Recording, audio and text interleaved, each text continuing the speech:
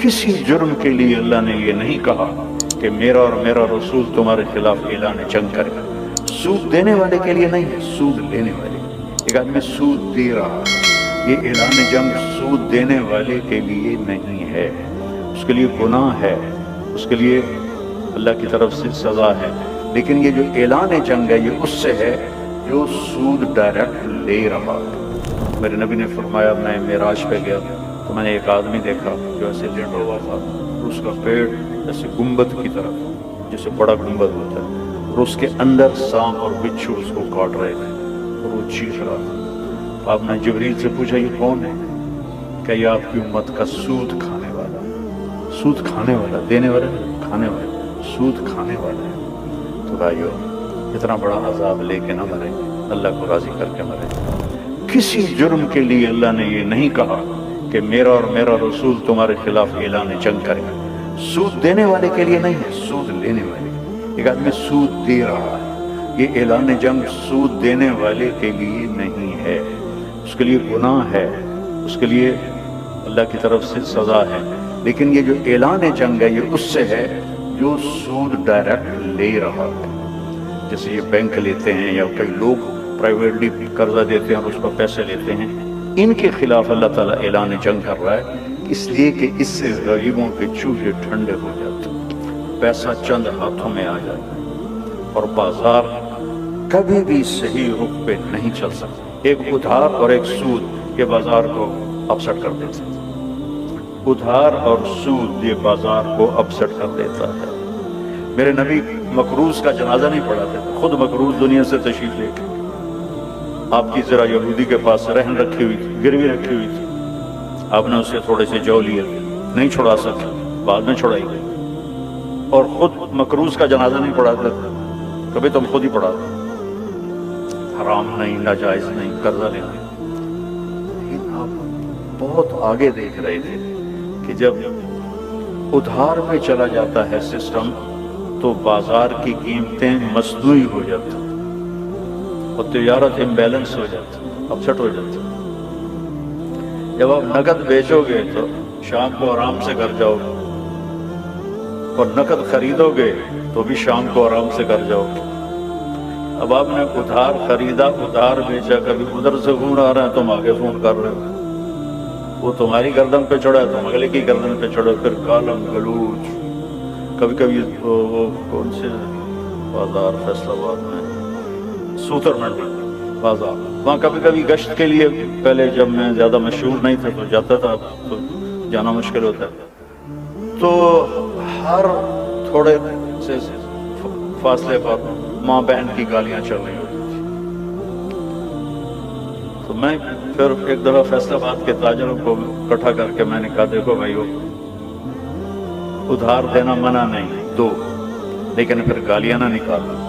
माँ बहन का रिश्ता बड़ा मुकद्दस होता है, चमटकों पर तुम किसी की माँ बहन को, मेरे नबी ने कहा, सिबाबुल मुमिन फुसूक, मुसलमान को गाली देना माँ बहन की ये गुनाह कबीरा है। मैं कहा, या तो तुम उधार देना बंद कर दो, नकद बेचो, और अगर उधार बेचना है तो फिर सीना बड़ा करो, फिर गालियाँ ना, फिर सब्र करो। मेरे नबी ने वाक़या सुनाया, एक शख्स बनी इसराइल का मर गया, अल्लाह की बारगाह में पेश हुआ। अल्लाह ताला ने फरमाया, तेरे पास कुछ है दिखाने को? मैंने कहा, जी कुछ नहीं। तो अल्लाह ताला ने फरमाया, चलो सोच ले, कोई है तेरे पास नेक अमल? मैंने कहा, जी कोई नहीं, खाली। फिर अल्लाह ने फरमाया, गौर कर। तो कहने लगा, हाँ जी एक बात है, अगर तू मेरे रब उससे समझे कि मैं वो नेकी कुछ की है, तो वो ये है कि मैं ताजर था थोक का और लोगों को माल देता था। तो जो नुकसान किसी का हो जाता और वो देने के काबिल न रहता तो उसे मैं माफ कर देता था। ऐसा नहीं कि उसके जाके घर को ताला लगा दिया, उसके घर पे कब्जा कर लिया। और जो दे सकता था और देने में टाल मटोल करता था, उसको मैंने अपने नौकरों से कहा हुआ था, तंग न करना, जब दे दे ले ले। ये एक बात है, और मेरे पास कुछ नहीं, ना नमाज, ना रोजा, ना हज, ना ज़कात, ना जिक्र, ना तिलावत, कई शय कोई। تو میرے نبی نے فرمایا، اللہ تعالیٰ نے اس سے کہا تو نے تو میرے بندوں کے لیے بڑی آسانی کی، آج میں بھی تیرے لیے آسانی کرتا ہوں، جا جنت میں چلا جا۔ تو پہلی چیز یہ ہے کہ ہم یہ طے کریں کہ میرا رب اللہ ہے، اور دوسری چیز یہ ہے کہ میرے نبی نے فرمایا ہے کہ میں نے سود کو اپنے قدموں کے نیچے دفن کر دیا، کل ربا فی الجاہلیہ تحت قدمی ہاتین، کہ میرے قدموں کے نیچے سود دفن، اور سب سے پہلے میں اپنے چچا عباس کا سود معاف کرتا ہوں۔ عباس پورا بینک تھے، عباس رضی اللہ عنہ پورا بینک تھے اس زمانے کے لحاظ سے، بہت سارا پیسہ سود پہ تھا۔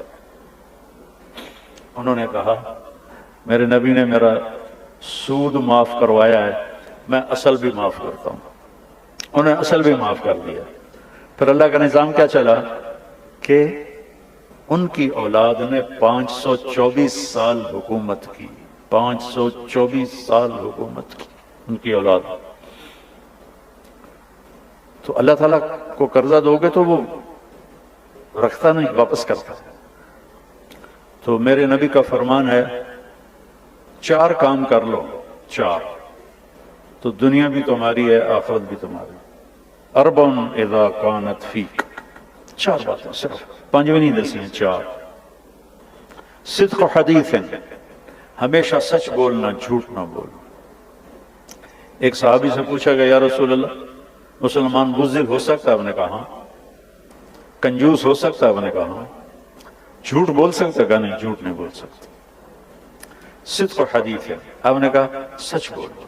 اب چاہے تم بہت بڑا کاروبار چلا رہے ہو، یا ریڈی پہ کنو بیچ رہے ہو، یا پتھر توڑ کے مزدوری کر رہے ہو، اگر سچائی ہے تو آپ کی ہر ادا اللہ کے ہاں عبادت۔ حفظ و امانت، دوسری بات کسی کو دھوکہ نہ دو۔ میرے نبی نے فرمایا طبع المؤمن علی کل خصلۃ الا الخیانۃ والکذب، میرا امتی ہر گناہ کر سکتا ہے، 2 کبھی نہیں کرے گا، ایک جھوٹ کبھی نہیں بولے گا، ایک دھوکہ کبھی نہیں دے گا۔ میرا امتی ہر عیب کر سکتا ہے، ایک جھوٹ کبھی نہیں بولے گا، ایک دھوکہ کبھی نہیں دے گا۔ حضرت جریر ابن عبداللہ نے اپنے نوکر سے کہا کہ منڈی سے گھوڑا خرید کے لا، میں پیمنٹ یہاں کر دوں گا۔ وہ 300 درہم میں گھوڑے کی قیمت لگا کے آیا، کہ یہ 300 روپے دے دے۔ جریر جو تھے شاہی خاندان کے تھے، یمن کے، اور شاہی خاندان میں گھوڑوں کی نسلیں بھی یاد کروائی جاتی تھی شہزادوں کو۔ تو یہ مسلمان ہوئے آخری دور میں، تو انہوں نے گھوڑے کو دیکھا تو وہ مہنگا تھا، 300 کا نہیں تھا۔ کہنے کہ بھائی تیرے گھوڑے کے 400 کر دوں؟ اس نے کہا جی کر دو۔ 500 کر دوں؟ کہا جی کر دو۔ 600 کر دوں؟ بڑی چنگی گل۔ 700 کر دوں؟ اب وہ تھوڑا نا شک میں پڑ گیا کہ لگتا ہے لہو کوئی نہیں ہے، میں نے تماشا بناؤ۔ کہنے کہ 800 کر دوں؟ اس نے کہا جی میں تو 300 تے بھی راضی ہوں، تسی پتہ نہیں 500 کیڑی گل دا بتائی کھلوتے ہو۔ کہنے کہ تیرا گھوڑا 800 کا، لو بھائی 800 دے دو، گھوڑا باندھ دو۔ جب وہ چلا گیا تو ان کے نوکر نے پوچھا جب میں 300 میں طے کر کے آیا تھا تو اب یہ بے صحیح ہے شرع، اس میں کوئی قباحت نہیں ہے، تو آپ نے 500 اوپر کیوں دیے؟ کہا دیکھو میرے عزیز، اس کا گھوڑا 800 کا تھا، 300 کا نہیں تھا۔ اگر میں 300 میں لیتا تو یہ دھوکہ ہوتا، اور میں نے اپنے نبی کے ہاتھوں میں ہاتھ دے کے، مجھ سے میرے نبی نے وعدہ لیا تھا کبھی کسی کی بدخواہی نہ چاہنا، سب کی خیر خواہی چاہنا، تو اگر میں 300 میں رکھ لیتا تو یہ بدخواہی تھی۔ تو حفظ صدق و حدیث، سچ بولو، حفظ و امانت، دیانتداری، یہ 2 کام اگر آپ اپنے کاروبار میں کر لیں تو آپ کا کاروبار بھی بندگی بن جائے گا۔ تیسرا فرمایا حسن و خلیقت، زبان کا بول میٹھا رکھو، نوکر کے لیے بھی اور جس سے پیسے لینے ہیں اس کے لیے بھی۔ یا تو ادھار نہ دو، ادھار دینا تو پھر زبان کو گندا نہ کرو، کہ زبان کی گندگی کا نقصان پیسے کے نقصان سے زیادہ ہے۔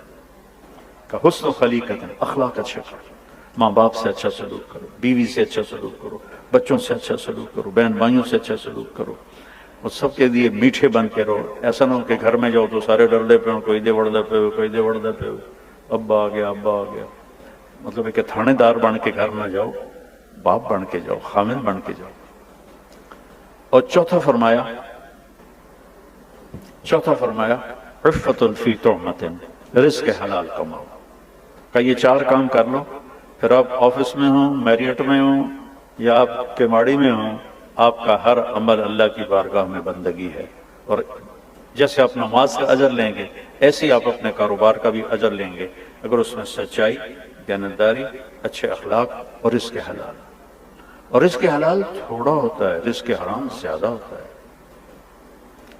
لا يستوي الخبيث والطيب ولو اعجبتكم كثرة الخبيث، اللہ نے کہا ہے حرام رزق زیادہ ہوگا، حلال تھوڑا ہوگا، لیکن اس کے چکر میں نہ پڑنا۔ بہت پرانی بات ہے، ایک اللہ کے نیک بندے تھے، چیچا وطنی ہماری جماعت گئی، ہم ان کی مجلس میں بیٹھے ہوئے تھے تو 2 آدمی آئے، تو ایک کی شکل تو مجھے یاد ہے اس کے ایکشن اور باتوں کی وجہ سے، دوسرا یاد، اس نے خاکی رنگ کا کھدر کا کرتا پہنا ہوا تھا، خاکی شلوار تھی، خاکی ٹوپی تھی، اتنی سائز کی اینک تھی، داڑھی تھی۔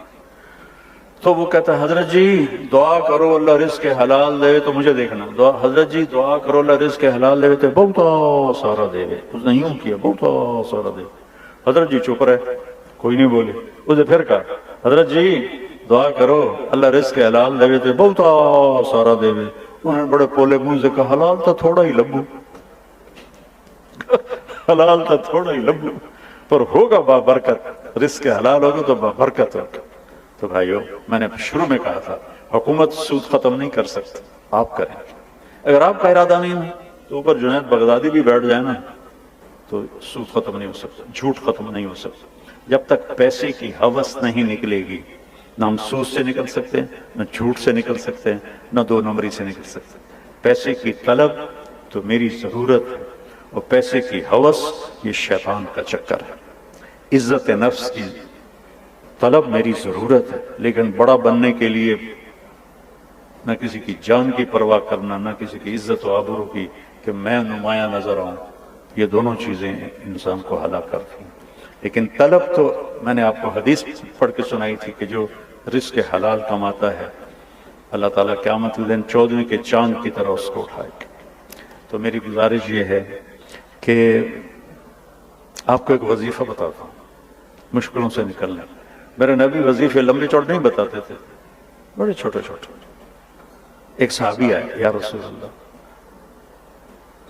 رزق کی پریشانی ہے، اريد ان يوسع علی رزقی، کوئی وظیفہ بتا دیں۔ تو آپ نے کہا ادم علی الطہارہ یوسع علیک رزقک، باوضو رہا کر تیرا رزق بڑھ جائے گا۔ باوضو رہنے سے شیطان بھی ڈرتا ہے، باوضو رہنے سے بندگی کا شوق خود پیدا ہوتا ہے، باوضو رہنے سے اللہ دوست بنا لیتا ہے۔ جو باوضو رات کو سوتا ہے 2 فرشتے اس کے لیے ساتھ کھڑے رہتے ہیں جو اس کے لیے دعا کرتے رہتے ہیں۔ اور میرے نبی کا فرمان ہے کہ باوضو رہنے سے رزق بڑھ جاتا ہے۔ آپ تجربے کے طور پہ شروع نہ اچھا بھی کر کے وینے کی ہوندہ ہے، یہ تو گستاخی رسول ہو۔ میری بات کا تجربہ کرو بے مجھے طارق جمیل آ گیا ہے وینے آئے بھلا کی ہوندہ ہے، چونکہ میں ایک عام بشر ہوں، عام انسان ہوں، لیکن میرا نبی جو کہتا ہے وہ تو عرش کی تحریر پڑھ کے کہتا ہے۔ تو آزمانے کے لیے نہ کرو، اس یقین سے کرو کہ اللہ دے گا، اللہ بڑھائے گا۔ انی لما انزلت الی من خیر فقیر، ہم تو ہر چیز کے محتاج ہیں۔ اب باوضو نماز باجماعت پڑھو، قضا ہو جائے تو رات سونے سے پہلے اس کی قضا دے کے سو۔ آگے روزے آ رہے ہیں، رمضان کے روزے رکھو۔ اللہ نے زکوٰۃ فرض کی ہے تو زکوٰۃ نکالو۔ اب تو اتنے حالات ہیں کہ متوسط طبقہ بھی زکوٰۃ کا مستحق ہے، اپنے زکوٰۃ سے بڑھ کے نکالو، چونکہ زکوٰۃ دینے والا بخیلوں سے تو نکل جاتا ہے لیکن سخیوں میں داخلہ اس سے اوپر کرے گا تو ہوتا ہے۔ 2,500 دے دیا نا 1 لاکھ میں سے تو اب آپ پہ بخیل کا لیبل نہیں لگے گا، لیکن سخی کا بھی نہیں لگے گا۔ اوپر چوانی خرچ کر دو تو 1 سٹیپ آپ آ جائیں گے۔ یہ درمیان والی مخلوق نہ بنو، نہ ادو دے نہ ادو دے، زکوٰۃ کے اوپر دو۔ ایران کے بادشاہ کے پاس ایک آیا مچھیرا، مچھلی لے گئی، اس کو بڑی پسند آئی، انہوں نے کہا اس کو 400 دینار دے دیں۔ 400 دینار کئی کروڑ روپیہ بنتا ہے۔ تو اس کی بیوی شیرین، جو شیرین فرحات کا قصہ مشہور ہے فرضی، تو اس کی بیوی شیرین اس کے کان میں کہنے لگی ایک مچھلی پہ 400 دینار دے دیے تو سارا خزانہ خالی ہو جائے۔ کل تو کسی جرنیل کو 400 دے گا تو وہ کہے گا وہ اتنے جڑے ایک مچھی والے نے دیتے ہیں تو اسے پیسے واپس لو. کہا میں بادشاہ میں واپس کیسے لے سکتا ہوں؟ کہا اس سے پوچھو مچھلی نر ہے یا مادہ. وہ اگر کہیں یہ نر ہے تو کہنا بھائی ہمیں تو مادہ چاہیے تھی، ہمارے پیسے واپس کرو، مچھلی اپنی لے لو. اگر کہے یہ مادہ تو کہنا ہمیں نر چاہیے تھا تو مچھلی واپس لے لو، پیسے دے. تو اس نے اس کو واپس بلایا، انہوں نے کھڑک گئی، کچھ ہو گیا. کہا بھائی یہ مچھلی نر ہے یا مادہ؟ کہا حضور یہ خسرا ہے، نہ نر ہے نہ مادہ. اس نے کہا 400 اور دے دو، 4000 اور دے دو. 400 نہیں 4000 دینار. کہا 4000 اور دے دو. وہ تو 8000 دینار درہم نہیں دینار. وہ 400 میں غلط کہہ گیا. تو اس نے وہ گانٹھ لگائی، جب چلنے لگا تو 1 دینار گر گیا. اس نے وہ بھی اٹھا لیا. تو شیریں تو تپی بیٹھی تھی، کہنے لگی دیکھا کہ ڈب نامراد کنجوس سے 1 دینار گر گیا تو وہ بھی نہیں اس نے چھوڑا، یہ اس قابل ہی نہیں کہ اس کو دیا جائے، اسے واپس لو. انہوں نے پھر اس کو بلا لیا. کہے بلو تجھے 8000 دینار ایک کم مل گیا تھا، تیری 7 پشتوں کو کافی تھا، تو یہ تم نے کیوں اٹھایا؟ کہ حضور اس پہ آپ کے نام کی مہر تھی، کسی کا پاؤں آتا تو بے ادبی ہوتی. انہوں نے کہا 4000 اور دے دے. تو آپ صرف زکوٰۃ دینے والے نہ بنو، یعنی بیچ والی مخلوق نہ بنو، سخی بنو. سخی جنت میں جائے گا چاہے وہ سستی ہو عبادات، اور بخیل جنت میں جا نہیں سکتا چاہے الٹا لٹک کے چلے کاٹتا رہے. سخی اللہ کے قریب، سخی جنت کے قریب، سخی انسانوں کے قریب، سخی جہنم سے دور. بخیل اللہ سے دور، بخیل جنت سے دور، بخیل انسانوں سے دور، اور بخیل جہنم کے قریب. لہذا سخی بن کے زندگی گزارو. لوگوں پہ خرچ کرنے کا مزہ بہت ہے، جوڑنے کے مزے سے زیادہ لگانے کا مزہ ہے. تو رمضان آ رہا ہے، خرچ کریں، زکوٰۃ سے بڑھ کر دیں.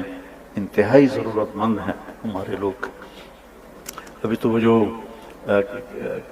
سیلاب سے جو گھر گرے تھے ابھی تو وہ ہی نہیں بنے. کتنے ہزاروں لوگ بے گھر بیٹھے ہوئے ہیں. اللہ تعالیٰ آپ کو مجھے اپنی مرضی پہ چلانے والا بنائے. اس کو ماحول میں آنے سے آدمی سیکھتا ہے. کچھ تھوڑا 3 دن اگر آپ تبلیغ میں لگایا کریں تو آپ کو اس کا بہت فائدہ ہوگا. اور باقی میری کوئی بات اچھی نہ لگی ہو تو معاف کر دینا، اتنی بات ضرور ہے. آپ کا نام کیا ہے؟ عاطف صاحب نے جو قدم اٹھایا ہے میں ان کو خراج تحسین پیش کرنا چاہتا ہوں کہ اللہ کرے ہمارے سارے بینک وہ اس بڑے گناہ سے نکل کر اپنی آخرت کو بنائیں. میرے نبی نے فرمایا، میں معراج پہ گیا تو میں نے ایک آدمی دیکھا جو ایسے لیٹا ہوا تھا اور اس کا پیٹ ایسے گنبد کی طرح تھا، جیسے بڑا گنبد ہوتا ہے، اور اس کے اندر سانپ اور بچھو اس کو کاٹ رہے تھے اور وہ چیخ رہا تھا. تو آپ نے جبریل سے پوچھا یہ کون ہے؟ کہ یہ آپ کی امت کا سود کھانے والا ہے. سود کھانے والا، دینے والا نہیں، کھانے والا، سود کھانے والا ہے. تو بھائیو اتنا بڑا عذاب لے کے نہ مریں، اللہ کو راضی کر کے مریں. السلام علیکم.